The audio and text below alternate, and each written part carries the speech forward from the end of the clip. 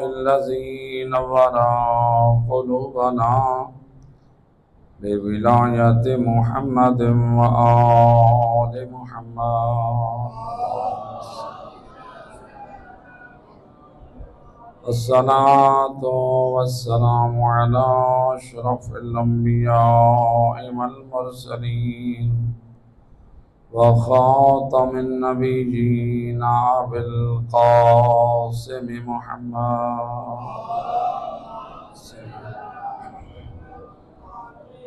وأهل بيت الطيبين الطاهرين المعصومين المظلومين المنتجبين الذين أذهب الله عنهم الرجس وطهرهم تطهيرا.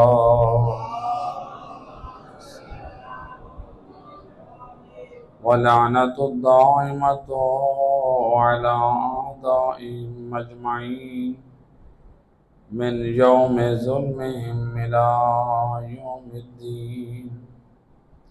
أما بعد، فقد قال الله سبحانه وتعالى في كتابه المجيد وفرقانه الحميد وقوله الحق.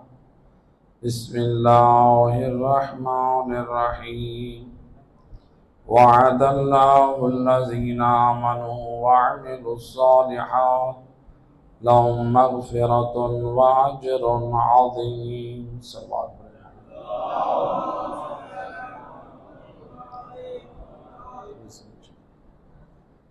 ارباب اعزاء، اس ماہ محرم کا جو ہمارا موضوع تھا وہ تھا ایمان اور عمل صالح.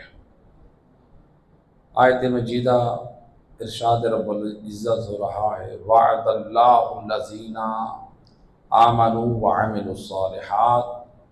پروردگار فرماتا ہے میرا وعدہ ہے ان افراد سے جن کے اندر نور ایمان بھی ہے اور عمل صالح کا کردار بھی ہے.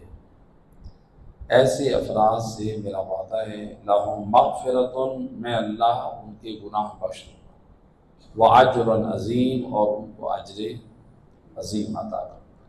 لہذا قرآن مجید جس میں اللہ نے دوسری سورہ میں واضح کہہ دیا لا ریب فیہ، یہ وہ کتاب ہے ذالک الکتاب لا ریب فیہ، اس میں ذرا برابر بھی شک نہیں.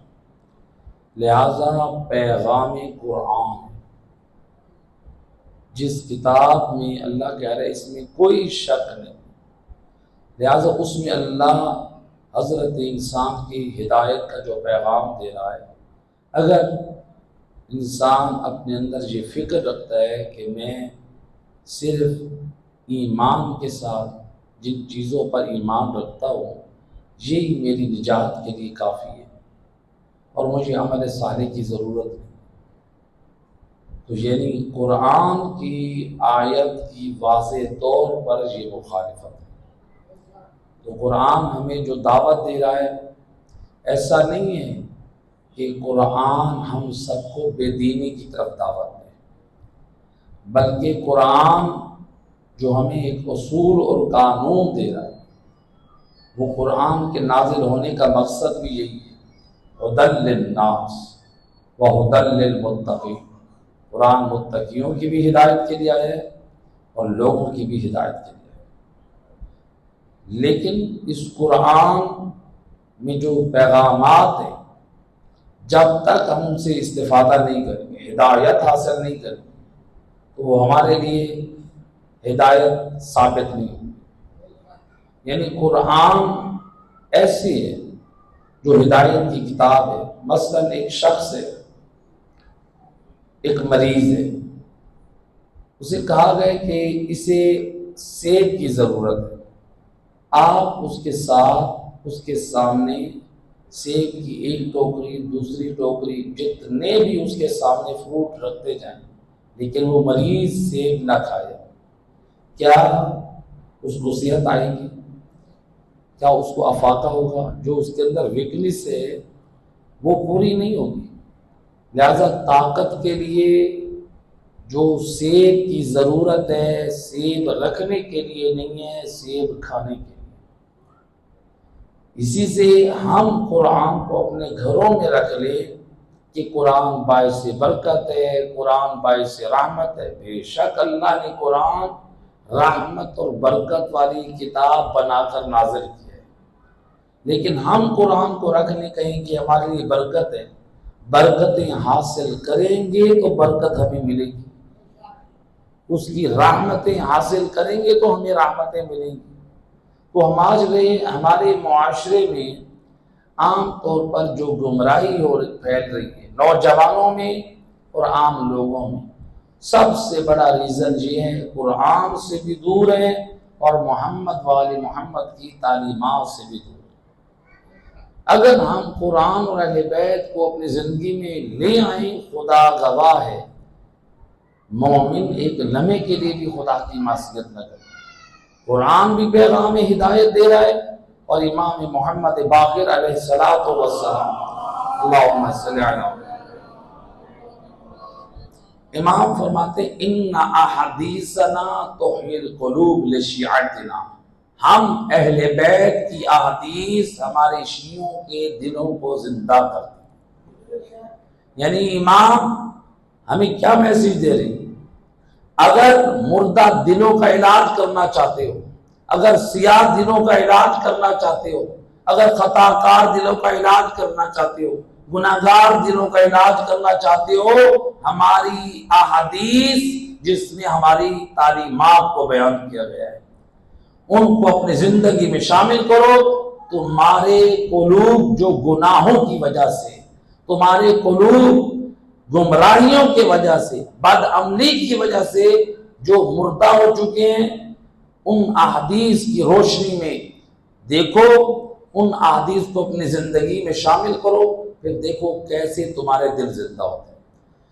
تو لہٰذا امام نے ایک بہترین معیار دی، اگر کسی مجلس سے امام، کسی محفل میں عالم، واعظ یا مجھ جیسے طالب علم اگر ائمہ اہل بیت کا کلام سنائیں، قرآن کی آیات سنائیں اور ہم اس مجلس سے اٹھ کر چلے جاتے ہیں، ہم کہتے ہیں کہ یہ بس ان کو تو نماز روزہ دین یہی باتیں آتی ہیں اور ان کو کچھ نہیں آتا ہے، تو اس کا مطلب کیا ہے؟ امام جو ہمیں سمجھا رہے ہیں یہ وہ شخص تھا جو مردہ دل تھا، حق تو بنتا تھا آل محمد کی احادیث میں اپنی ہدایت اور اصلاح کر کے جاتا، لیکن یہ بدبختی کے ساتھ پلٹا ہے۔ صلوات پڑھے محمد ہے۔ دیکھیں الحمدللہ یہ جو مجالس اعضاء ہے یہ ہم اظہار مودت قربا کے لیے ان مجالس اعضاء کا اہتمام کرتے ہیں، جو ہماری گردنوں پہ محمد وآل محمد کی محبت کا حق ہے۔ یقیناً یہ مجالس ہمارے لیے باعث برکت ہے، اور ان مجالس کی علماء فقہاء بہت تاکید کرتے ہیں، امام بارگاہوں میں اہتمام ہو، گھروں میں اہتمام ہو، مساجد میں اہتمام ہو، اور ان مجالس اعضاء کا مقصد کیا ہونا چاہیے؟ ان کا مقصد صرف وہ ہونا چاہیے جو امام حسین کا مدینہ چھوڑنے کا مقصد تھا، اور وہ امام حسین علیہ السلام نے خود خط میں بیان کیا کہ میرا مقصد جو تھا وہ کیا ہے؟ امر بالمعروف اور نہی عن المنکر ہے، اپنے نانا اور اپنے بابا علی کی سیرت پہ عمل کرنا ہے۔ چار چیزیں، امر بالمعروف، نہی عن المنکر، اپنے بابا کی سیرت، اپنے نانا کی سیرت۔ تو اگر امام حسین امت کی طرف جو جا رہے ہیں یہ پیغام لے کر تاکہ اپنے نانے کی امت کی اصلاح کر کے کامیاب ہو، اور ہم اگر ہماری مجالس میں یہ چیزیں نہیں ہیں، اس کا مطلب ہے ہم مقصد حسین سے ہماری مجالس خالی ہیں۔ اب ہم کس طرح کی مجالس میں شرکت کریں؟ دیکھیے الحمدللہ آپ یہ پورا عشرہ مومنین سنتے رہے، مختلف مقامات پر مجالس اعضاء ہم سنتے ہیں، اور صرف 10 دن نہیں بلکہ 2 ماہ 8 دن مجالس سنتے رہتے۔ ہم یہ جو مجالس سن رہے ہیں، بے شک ان کا برپا کرنا باعث اجر و ثواب، ان مجالس سے ہمیں کوئی فائدہ حاصل ہو رہا ہے؟ ان مجالس اعضاء کے برپا کرنے کا تو، ان کے ثواب کا تو کوئی منکر نہیں، وہ اپنے مقام پہ۔ یہ دیکھنا ہے جن مجالس میں ہم جا رہے ہیں وہ مجالس ہمیں فائدہ دے رہی یا نہیں دے رہی۔ دیکھیے ایک مثال سے اس بات کو واضح کرو۔ مثلا ہم میں سے کوئی شخص بیمار ہوتا ہے، 5 دن بیمار ہوا، ایک ڈاکٹر سے رجوع کیا، 5 دن آرام نہیں، مزید 2 دن گئے، 1 ہفتہ ہو گیا، ابھی بھی آرام نہیں آیا، پھر مزید 2-3 دن گئے، کرتے کرتے 2 ہفتے ہو گئے ایک ہی ڈاکٹر سے دوائی لیتے ہوئے۔ اب مریض خود بھی کہے گا کہ میں نے ڈاکٹر کو چینج کرنا ہے، مجھے اس کی دوائی سے آرام، اور دوسرے جو گھر والے ہیں وہ بھی کہیں آپ کیا کریں، کسی اچھے اسپیشلسٹ جو ماہر ہے اس کے پاس آپ جائیں۔ آپ کا ایک ڈاکٹر کو آپ نے دیکھا ہوا ہے، تو یعنی ہماری عقل، ہماری فطرت اور ہمارا معاشرہ اس بات کی طرف متوجہ ہے، قبول کرتا ہے کہ اگر آپ ایک ڈاکٹر سے مسلسل 2 ہفتے تک علاج کر رہے ہیں اور آپ کو افاقہ نہیں ہو رہا، آپ دوسرے ڈاکٹر سے رجوع کریں۔ اور آپ نے دوسرے سے رجوع کیا، ایک جو اس نے نسخہ دیا، ایک دن عمل کیا، دوسرے دن آپ کو کچھ فرق محسوس ہوا، اب آپ اسی دوسرے ڈاکٹر کے گن گا رہے ہیں، اس کی تعریفیں کر رہے ہیں کہ کمال کا وہ ڈاکٹر ہے کہ جس کا علاج کیا 1 دن میں ٹھیک ہو گیا ہوں، میرے اندر بہتری آئی ہے۔ ہم یہ جو فکر رکھتے ہیں ہمارے معاشرے میں کہ جب بدنی کی بیماری ہو، ہمیں ایک ڈاکٹر سے افاقہ نہ ہو، ہم ڈاکٹر چینج کریں، اس کے پاس جائیں جو اسپیشلسٹ ہو، ہماری جو بیماری ہے اس کو پہچان سکے اور صحیح علاج کرے۔ اپنی جان سے کتنا پیار ہے۔ ہم یہ جو آتے ہیں امام حسین علیہ السلام کی مجالس اعضاء، جو روح کا علاج کرنے کے لیے، اپنی افکار کا علاج کرنے، یہ مجالس اعضاء ہمارے لیے تربیت گاہ ہے، جہاں پر ہماری افکار کی اصلاح ہوتی ہے، جہاں پر ہمارے کردار کی اصلاح ہوتی ہے۔ اگر ہم ایسی مجالس اعضاء میں جا رہے ہیں، 2 ماہ 8 دن ہم نے مجالس اعضاء سنی، لیکن ہم شروع سے بے نمازی تھے، 2 ماہ 8 دن بعد بھی ہم بے نمازی رہے، ہم قرآن سے رغبت اور توجہ اور محبت نہیں رکھتے تھے، پھر بھی ہم قرآن سے بے رغبتی اور دوری رکھتے ہیں، والدین کے سامنے بے ادب تھے، 2 ماہ مجالس سن لی پھر بھی بے ادب ہے، بیوی اور بچوں پہ ظلم کرنے والے ہیں، 2 ماہ مجالس سن لی پھر بھی ظلم کرنے والے ہیں، حج جیسے فریضے کو انجام نہیں دیتے، زکوٰۃ خمس کی پابندی نہیں کرتے، 2 ماہ مجالس سن لی پھر بھی واجبات کی ادائیگی نہیں۔ اب آپ اپنے امام سے بتائیں، آپ نے ان مجالس امام حسین سے کیا سیکھا؟ 2 ماہ جو مجالس امام میں گئے، یا تو وہاں پر بیان کرنے والے نے بیان کیا نہیں ہے، یا ہم نے سنا ہے تو ہم ضدی اور ڈھیٹ بن گئے۔ تو عام طور پہ یہی ہوتا ہے کہ بیان کرنے والا جب بیان ہی نہیں کرے گا تو جو سننے والے ہیں ان کو تو کچھ اور سنایا گیا ہے، ان کو نہ قرآن کی بات، نہ والدین کے آداب اور اخلاق کی بات، نہ رشتہ داروں کے حقوق، نہ ان کو میراث کے احکام، نہ ان کو دوسرے احکام۔ جب یہ چیزیں بیان نہیں ہوئی تو ہماری نسلوں، ہمارے جوانوں کی اصلاح کیسے ہو؟ جب ان مجالس میں یہ چیزیں نہ ہو، تربیتی گفتگو نہ ہو، حسینیت کا پیغام نہ ہو، قرآن کا پیغام نہ ہو، اب بتائیں کہ ہماری نسلیں سدھر سکتی ہیں؟ ہرگز نہیں سدھر سکتی۔ تو اب اگر 2 ہفتے ایک ڈاکٹر کے پاس گئے بدن کا علاج کروانے کے لیے، افاقہ نہ ہوا، آپ کی عقل کہہ رہی ہے، ارد گرد کے لوگ کہہ رہے ہیں ڈاکٹر چینج کرو۔ جب ہم ایسی مجالس میں شرکت کریں، اگر بے ادب اور بد کردار، بد عمل اور بد افکار ہیں، تو پھر ہم ان مجالس کو چھوڑ کر ان مجالس کی طرف جائیں جہاں ہمارے کردار کی ہمیں تربیت ملے، جہاں ہمیں نہج البلاغہ کی تعلیم ملے، جہاں ہمیں قرآن کی تعلیم ملے، ہمیں ائمہ اہل بیت کا پاکیزہ کردار پیش کیا جائے جس کے آئینے میں ہم لوگ اپنی اصلاح کریں۔ ایک صلوات پڑھے محمد والا۔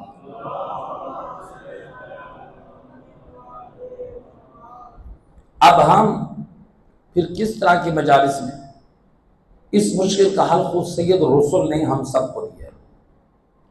جس رسول کے نواسے کی مجالس کا ہم اہتمام کرتے ہیں، رسول اپنی زبان وحی سے اپنے چاہنے والوں کو پیغام دے رہے ہیں کہ تم کس قسم کی مجالس میں شرکت کرو۔ سید رسول اپنے اصحاب کے سامنے فرماتے ہیں، رسول اللہ فرماتی ہیں کہ ایک دن حضرت عیسیٰ کے حواریوں نے حضرت عیسیٰ سے سوال کیا، یا روح اللہ من نجالس، اے اللہ کے نبی عیسیٰ ہم کس قسم کی مجلس میں بیٹھے، کس قسم کی محفلوں میں بیٹھے۔ نبی خدا حضرت عیسیٰ، ان کی یہ نصیحت سید الانبیاء کو پسند ہے، اس لیے اصحاب کو تعلیم دے کے قیامت تک کے اپنے ہر امتی کو پیغام دے دیا، دیکھو کس قسم کی مجلس میں بیٹھنا ہے۔ حواری کہتے ہیں اصحاب حضرت عیسیٰ، من نجالس، کس کی محفل میں بیٹھے؟ حضرت عیسیٰ کہتے ہیں من یذکرکم اللہ رؤیتہ، اس شخص کی مجلس میں بیٹھو جس کے چہرے پر دیکھو تو تمہیں خدا یاد آئے۔ اس شخص، اب ایک شخص مجلس پڑھنے والا ہے، اس نے واجب اور سنت نبی اور امام کا خیال بھی نہیں کیا، بتائیں جس کے چہرے پہ سنت نہیں ہے وہ مجھے اور آپ کو دین کیا دے سکتا ہے؟ جس کے الفاظ میں ادب اور اخلاق نہ ہو وہ مجھے اور آپ کو ادب اور اخلاق کی کیا تعلیم دے سکتا ہے؟ لہذا من یذکرکم اللہ رؤیتہ، جس کی طرف دیکھنے سے تمہیں خدا یاد آئے، جس کے چہرے کو دیکھنے سے تم خدا کے قریب ہو، رسول اللہ فرماتے ہیں ایسے شخص کی مجلس میں بیٹھو۔ دوسرا آپ نے فرمایا وَيَزِيدُ فِي عِلْمِكُمْ مَنْطِقُهُ، ایسا مجلس پڑھنے والا ہو جس کی مجلس میں بیٹھو تو اس کی گفتگو تمہارے علم میں اضافہ کرے، تمہارے علم میں اضافہ نہ کرے، آئے کچھ لطیفے سنائے، کچھ ادھر کی باتیں کچھ ادھر کی باتیں اور اپنا ٹائم پورا کر کے چلا جائے۔ ایسا شخص اس لائق نہیں ہے کہ اس کو منبر حسین پہ لایا جائے، اسے منبر رسول پہ بٹھایا جائے اور ایسے شخص کو سنا جائے۔ سید رسول پسند کر رہے ہیں ایسی مجلس میں بیٹھو جس میں پڑھنے والے کی گفتگو تمہارے علم میں زیادتی کا سبب ہے۔ اب ذرا غور کریں ہماری مجالس کی حالت کیسی ہے؟ کیا ہمیں علمی گفتگو ملتی ہے؟ کیا ہمیں احکام شرعیت سے آگاہی ملتی ہے؟ کیا معرفت توحید کا پیغام ملتا ہے؟ کیا ائمہ اہل بیت کی سیرت کو بیان کیا جاتا ہے؟ ہوتا ہے، لیکن کتنی کم مجالس ہیں جہاں پر یہ تربیتی گفتگو ہوتی ہے۔ لہذا یہ دوسری چیز سید رسول نے بیان کی۔ تیسرا آپ نے فرمایا اس مجلس میں بیٹھو من یرغبکم فی الآخرۃ اعمالہ، اس شخص کی مجلس میں بیٹھو جس کا کردار تمہیں آخرت کی طرف رغبت دے رہا ہے۔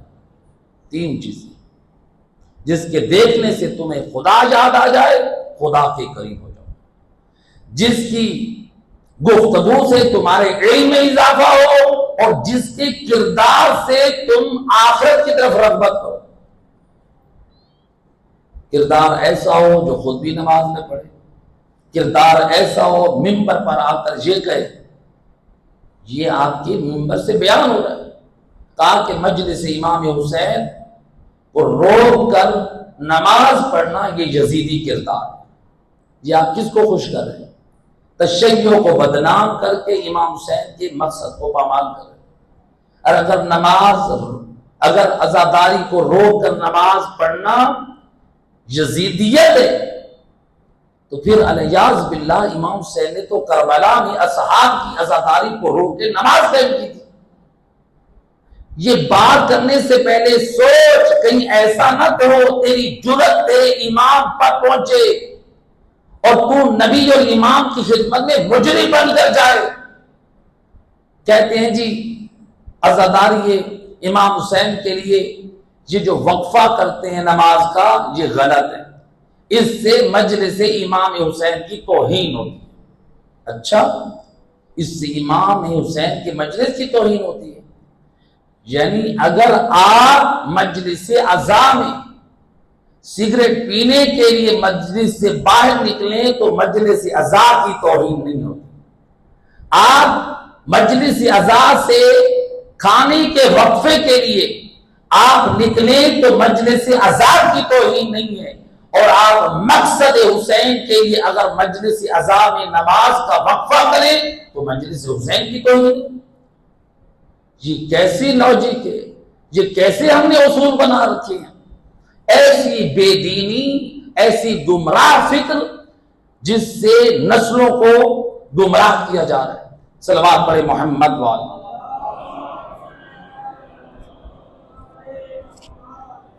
اگر آپ سمجھتے ہیں وقفہ جو ہے مجلس کے دوران جو ہے وہ توہین مجلس ہے تو آپ نماز کو کیوں کہتے ہیں؟ پھر جو اپنے لنگر کھانے کے لیے، اپنے پیٹ بھرنے کے لیے جو وقفہ کرتے ہیں پھر اس کو بھی ختم کریں۔ خود سگریٹ کے لیے بھی وقفہ کرنا ہے، خود کھانا کھانے کے لیے، نیاز کھانے کے لیے بھی وقفہ کرنا ہے، وہ جائز ہے، اور نماز پڑھنے کے لیے وقفہ نہیں کرنا۔ بس عداوت ہے حسین کے مقصد سے اور کچھ نہیں۔ لہذا ایسی مجالس میں شرکت کریں جو پڑھنے والا ہمیں خدا کے قریب کرے، پڑھنے والا ایسا ہو جس کے علم سے ہماری اصلاح ہو، پڑھنے والا ایسا ہو، اس کا کردار ایسا ہو کہ جس سے ہم لوگوں کو آخرت کی طرف رغبت ہو۔ جو خود بدعمل ہو، جو خود بے دین ہو۔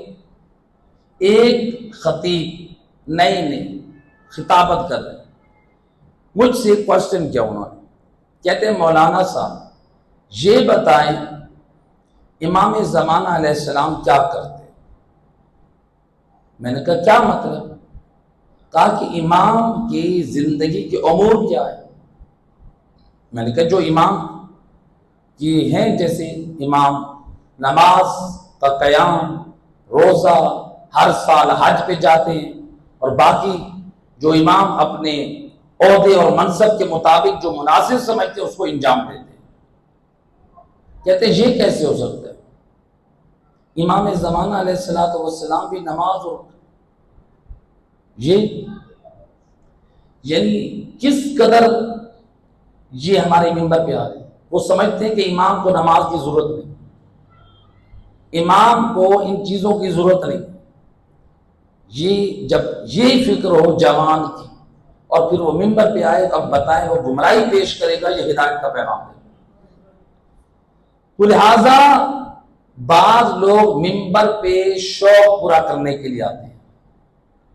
یہ ممبر حسین شوق پورا کرنے کا مقام نہیں ہے، یہ ترویج مذہب آل محمد کا مقام ہے۔ یہاں پر ذمہ داری سے پیغام حسینی دینا چاہیے، یہاں پر ذمہ داری سے پیغام قرآن دینا چاہیے، پیغام محمد وآل محمد دینا چاہیے۔ تو لہٰذا یہ مجالس عزا جس میں ہم شرکت کرتے ہیں، ہماری اس میں کیا ذمہ داری؟ آئیں ایک محرم کا ایک پیغام، صلوات پڑھے محمد وآل محمد۔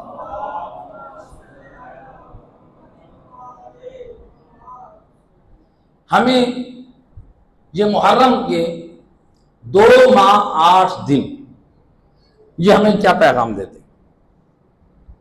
آپ 2 ماہ 8 دن مجالس امام حسین میں شرکت کرتے رہے، تو اگر ہم 2 ماہ 8 دن بعد ہمارا کردار ویسے جیسے پہلے تھا، تو اس کا مطلب ہے مجالس کے ذات سے ہمیں فائدہ نہیں، تو کیا ہمیں نقصان ہوا ہے؟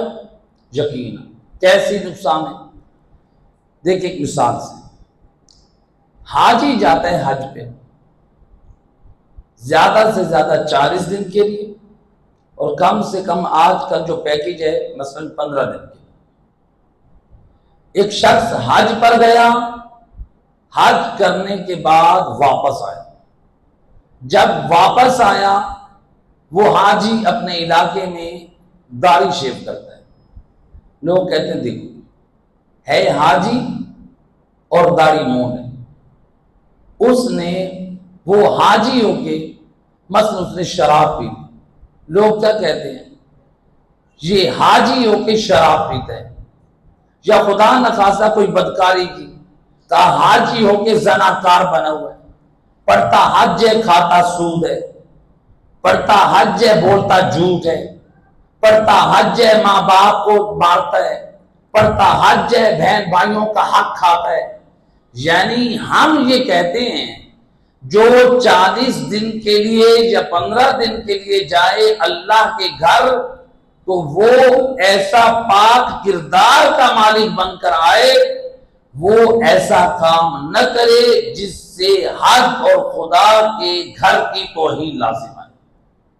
تو جو 40 دن یا 15 دن کے لیے جائے اس کی اتنی بڑی ذمہ داری ہے، اور جو 2 ماہ 8 دن امام حسین کی مجلس میں شرکت کرے، اگر وہ بے نمازی ہو، اگر وہ زانی اور شرابی ہو، اگر وہ جواری ہو، اگر وہ بد کردار ہو، موسیقی اور گانا اس کی زندگی میں ہو، اگر دنیا والے دیکھیں کہ دیکھو یہ ہیں حسین کے عزادار، 2 ماہ 8 دن حسین ابن علی کی مجلس اعزا میں جاتے رہے، ان کے اندر ہمیں تو کوئی حسینی کردار نظر نہیں آتا۔ حسین کربلا میں نمازی تھے، یہ بے نمازی، حسین حاجی تھے، یہ حاجی نہیں، حسین شرابی کی مذمت کرنے والے تھے، یہ شرابی، حسین پاک کردار کے مالک تھے، یہ زانی۔ یہ حسین کا نام تو لیتے ہیں لیکن ان کے اندر کردار حسین نہیں ہے۔ تو آج اگر ہم 2 ماہ 8 دن مجالس اعزا میں شرکت کرتے رہیں اور ہم اپنی اصلاح نہ کریں، جس طرح حاجی حج اور اللہ کے گھر کی توہین کرتے ہیں اپنی بدعملی سے، ہم اپنی بد کرداری سے حسین ابن علی اور حسینیت کی توہین کریں۔ صلوات پڑھ دے محمد مولا۔ لہذا ہماری مجالس، ہماری محافل کیسی ہوں؟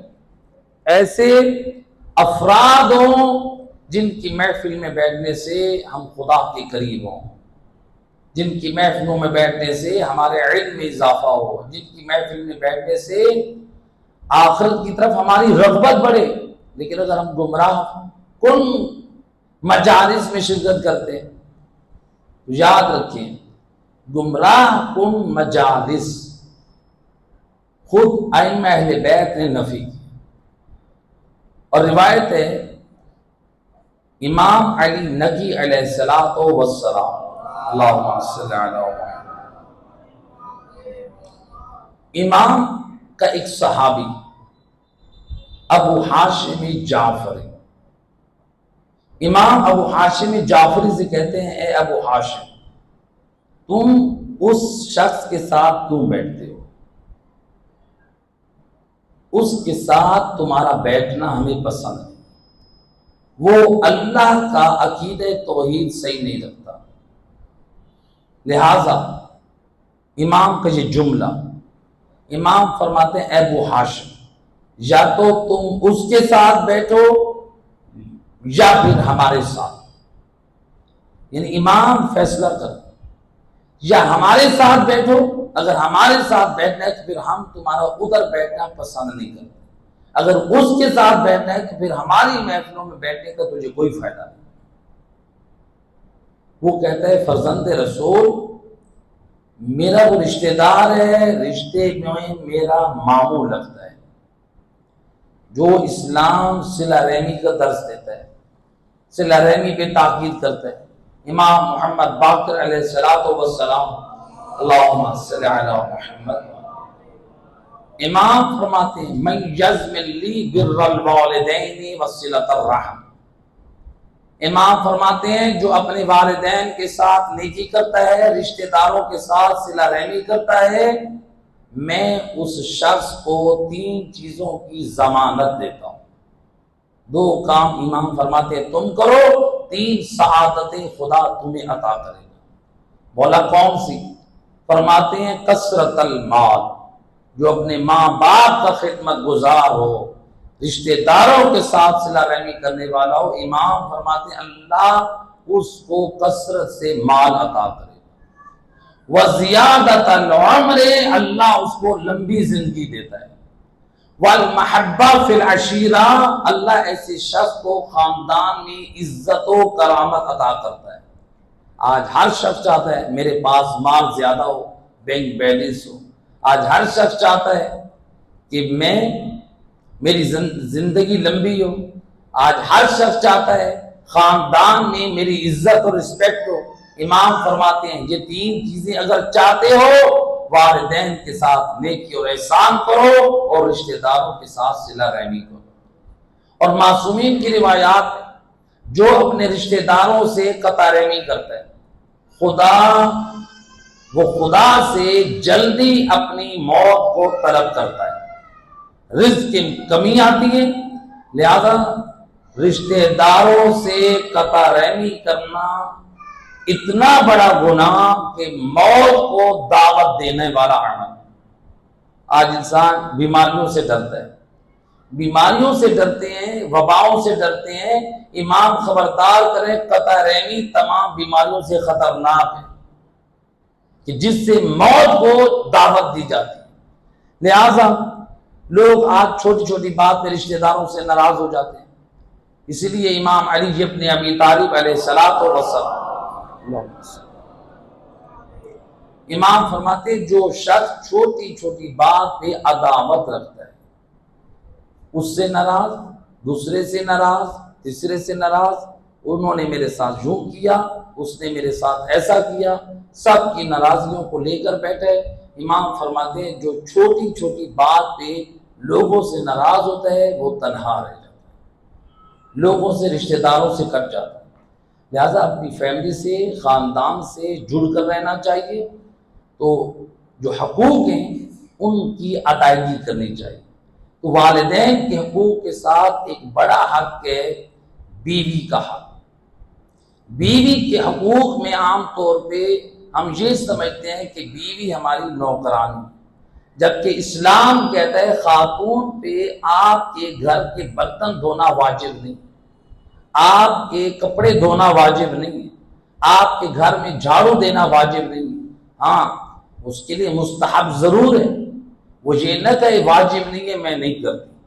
جب جناب فاطمہ زہرا علی مولا کے گھر میں آ کے کام کرنے میں فخر محسوس کریں تو کنیز زہرا کو بھی چاہیے وہ اپنے شوہر کے گھر میں کام کرے۔ لیکن اب مرد ایسا نہ ہو کہ بیویوں پہ ظلم کرنا شروع کر دیں، بیویوں کا نان و نفقہ، بیویوں کو وہ پورا نہ کریں، بیویوں کو مارنا شروع کر دیں، بلکہ روایت اللہ کے رسول حضرت محمد مصطفیٰ صلی اللہ علیہ وآلہ وسلم فرماتے ہیں جو شخص اپنی بیوی کے منہ پہ تھپڑ مارتا ہے میدان معاشر میں یہ منظر انبیاء دیکھیں گے، یہ منظر اولیاء دیکھیں گے، ملائکہ کو خطاب ہوگا۔ جس نے اپنی بیوی کے منہ پہ تھپڑ مارا ہے 70,000 ملائکہ لوگوں کے سامنے اس کو تھپڑ ماریں گے، کس قدر ذلت ہوگی۔ لہذا گھر میں اگر مسئلہ بن جاتا ہے اس کو محبت سے حل کیجیے، بچوں پر جو ہے وہ نفرت کا جو ہے وہ عمل نہ کیجیے ظاہر، ورنہ بچوں میں برا اثر پڑے گا۔ لہذا اپنے گھروں میں بیویوں کی طرف توجہ دیں، ان کے نان و نفقہ اسلام نے واجب کرا دی ہے۔ دیکھیے اسلام نے کہا ہے اگر آپ اپنے گھر میں ایک حیوان، ہر حیوان کے حقوق بیان کیے، ایک میں مثال دیتا ہوں، مثلا گدھا، گدھے کو عام طور پہ مثلا لوگ گھر میں رکھنا پسند نہیں کرتے مگر یہ کہ کسی کی مجبوری ہے، تو لہٰذا اب گدھے کو گھر رکھنا چاہتے ہیں۔ اسلام کہتا ہے گرمی سردی کے موسم کے اعتبار سے اور اس کی غذا فراہم کرنا واجب ہے۔ اگر آپ نہیں رکھ سکتے آپ کے لیے بیچنا، جو اس کو گھر سے نکالنا آپ کے لیے واجب ہے، حرام نہ کریں۔ جو حیوان عادتاً عام لوگ جس حیوان کو گھر میں رکھنا پسند نہیں کرتے، اسلام کہتا ہے اگر رکھو گے تو اس کے بھی حقوق آپ کو ادا کرنے ہوں گے، اور جو اشرف المخلوقات جو زوجہ بن کر آئے، بچوں کی ماں بن کر آئے، ہم اس کے نام و نفقہ پورا نہ کریں، اس کے کپڑوں کا خیال نہ ہو، اس کی ضروریات زندگی کا خیال نہ ہو، تو لہٰذا یہ چیزیں ضروری ہے۔ صلوات پڑھیں محمد وعلیہ۔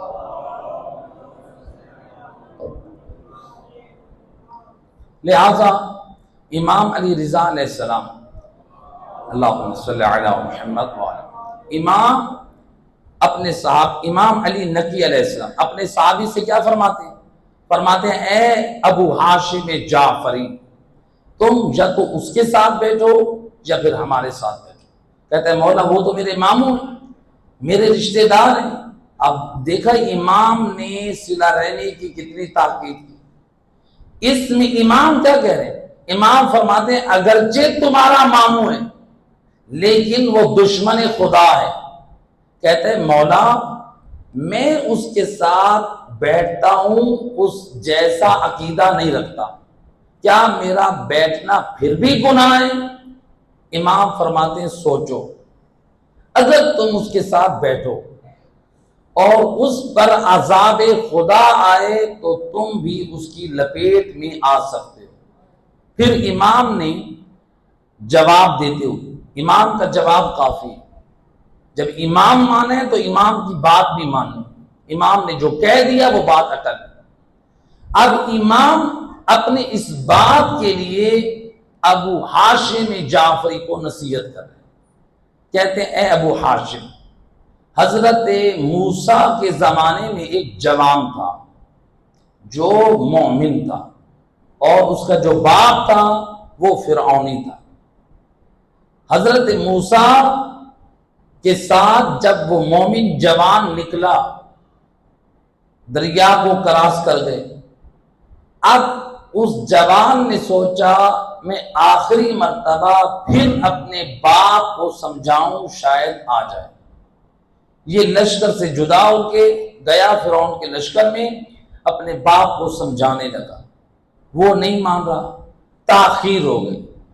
ادھر سے جو اللہ کا عذاب آیا، پورا لشکر فرعون عذاب میں مبتلا ہوا، اور اس کا باپ بھی، وہ جوان بھی جو اپنے باپ کو ملنے گیا تھا، وہ بھی اس عذاب کا شکار ہو گئے۔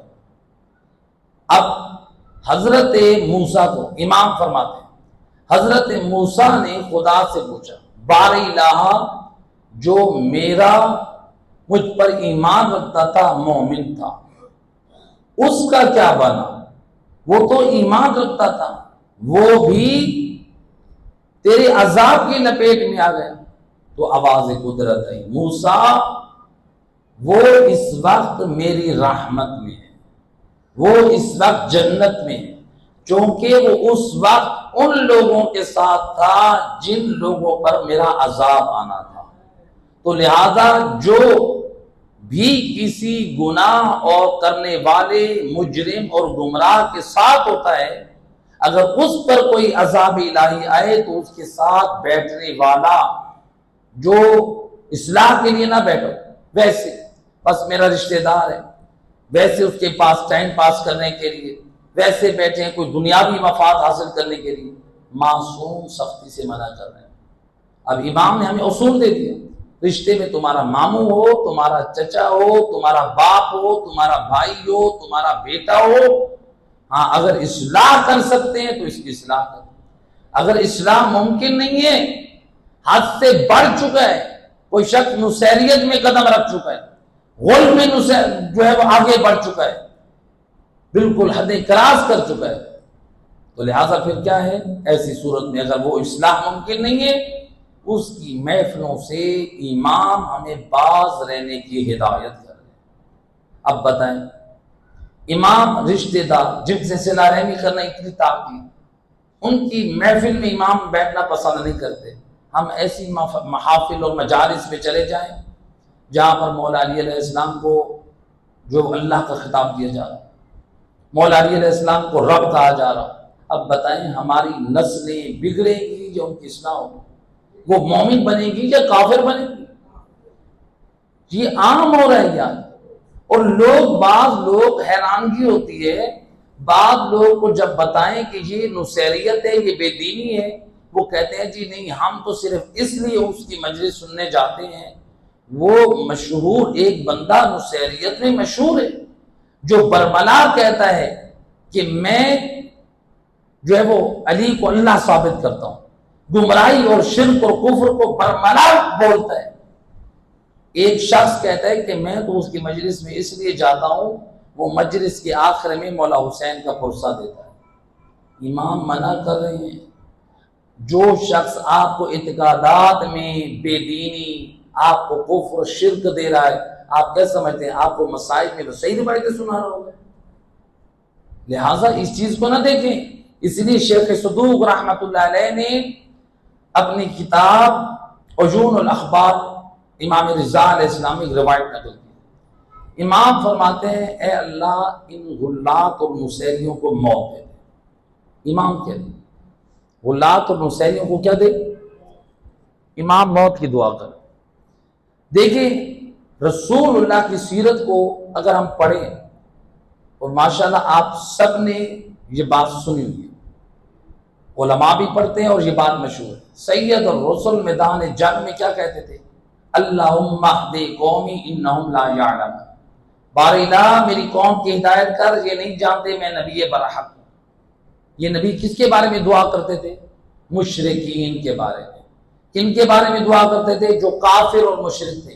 اب سوال اٹھتا ہے امام رضا علیہ السلام کا فعل کیا نبی کے فعل سے جدا ہے؟ امام تو اپنے جد کے دین کے وارث ہیں، امام تو کوئی غلط بات نہیں کر سکتے، تو پھر کیسے سمجھیں؟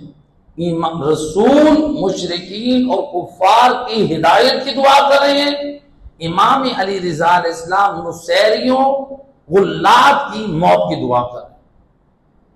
مشرک تو وہ بھی، وہ کیسے؟ امام علیہ السلام نے اس حدیث میں اس کا ریزن بیان کیا، موت کی دعا کیوں کی۔ امام فرماتے ہیں اگر یہ زندہ رہ گئے تو ہمارے سادہ ذہن شیعوں کو گمراہ کریں گے۔ تو اب تھوڑا سا اس کی وضاحت کرتا ہوں میں۔ دیکھیں آپ کے علاقے میں آپ کو پتہ چلا آپ کے ہمسائے میں مشرک بیٹھے ہیں، ہندو ہے، مشرک ہے، بت پرست ہے، آپ کیا کہیں گے؟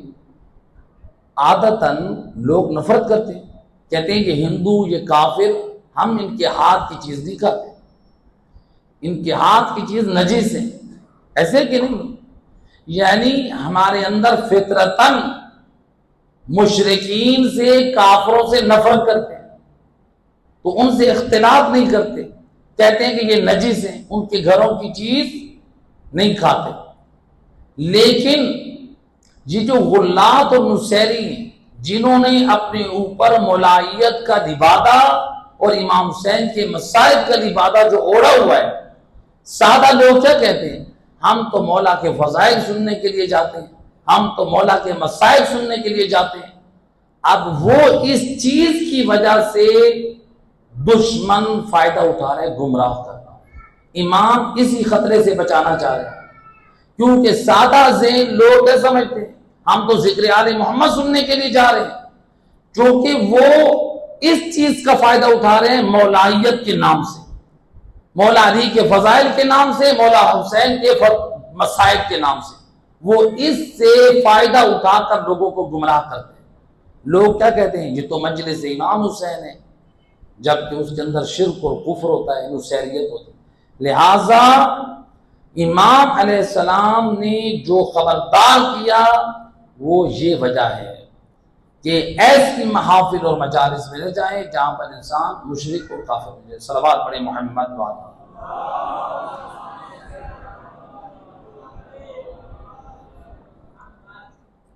بار دیگر باواز بلند صلوات۔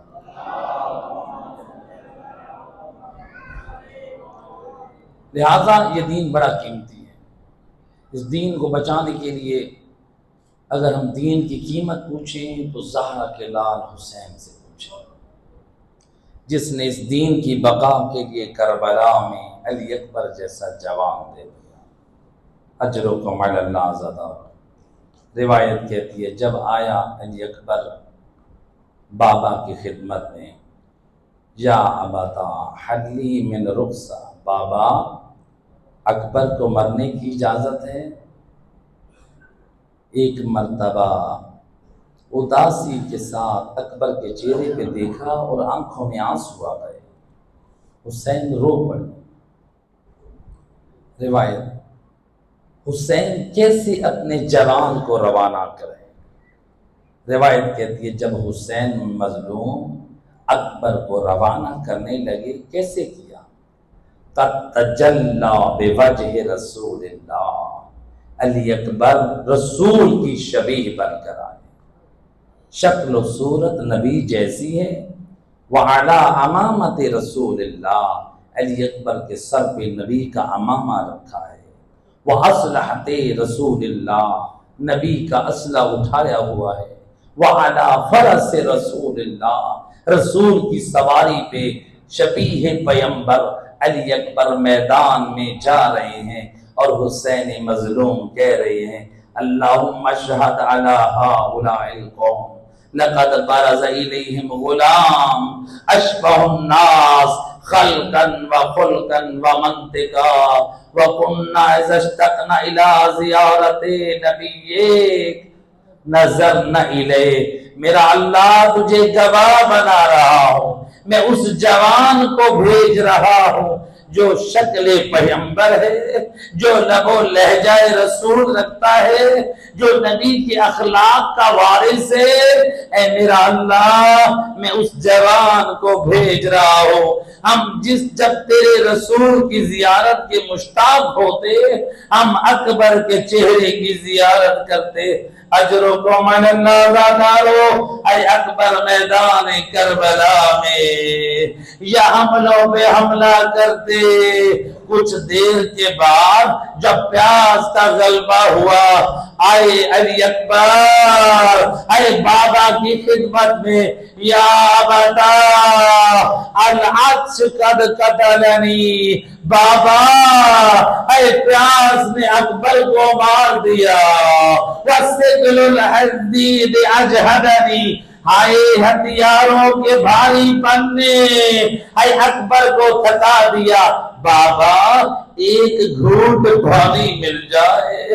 جب یہ سنا اے حسین کی آنکھوں میں آنسو آ گئے، روتے فرماتے بنیا اے لکاتی بالماء، اور میرا لال اکبر اور میں تیرے لیے پانی کہاں سے لاؤ؟ اجرکم علی اللہ زادارو، اے حسین مظلوم کہتے ہیں بنیا ہاتھ لسانک، اور میرا لال اپنے بابا کے منہ میں زبان ڈال دے۔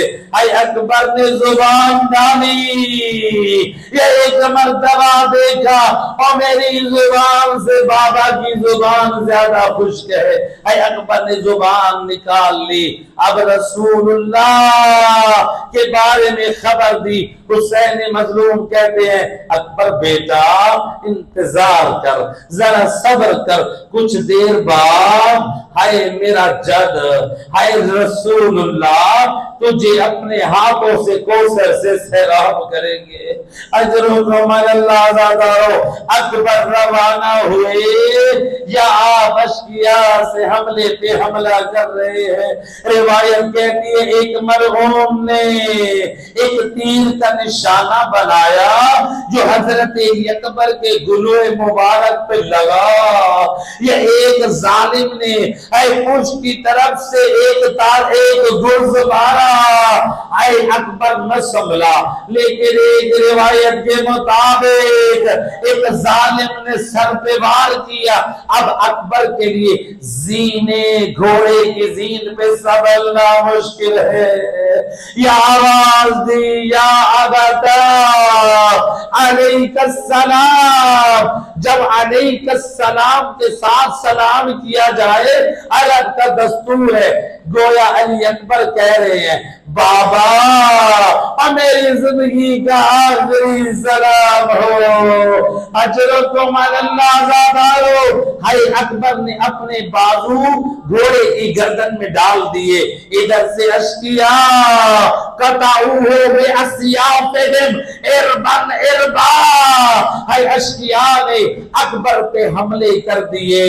یا ادھر سے حسین مظلوم جب اکبر کے پاس پہنچنے لگے, بعض ارباب عذاب بیان کرتے ہیں حسین مظلوم نے فرمایا بنیا علی ادعونی, اور میرا لال علی اکبر اپنے بابا کو آواز دے, اور تیرے بابا کو کچھ نظر نہیں آ رہا. آئے حسین کو اکبر کے بال کیسے نظر آئے؟ روایت کا جملہ جب حسین اکبر کی لاش پہ آئے وضع خدہ علی خدہ, حسین نے اپنا رخسارہ اکبر کے رخسارے پہ رکھ دیا.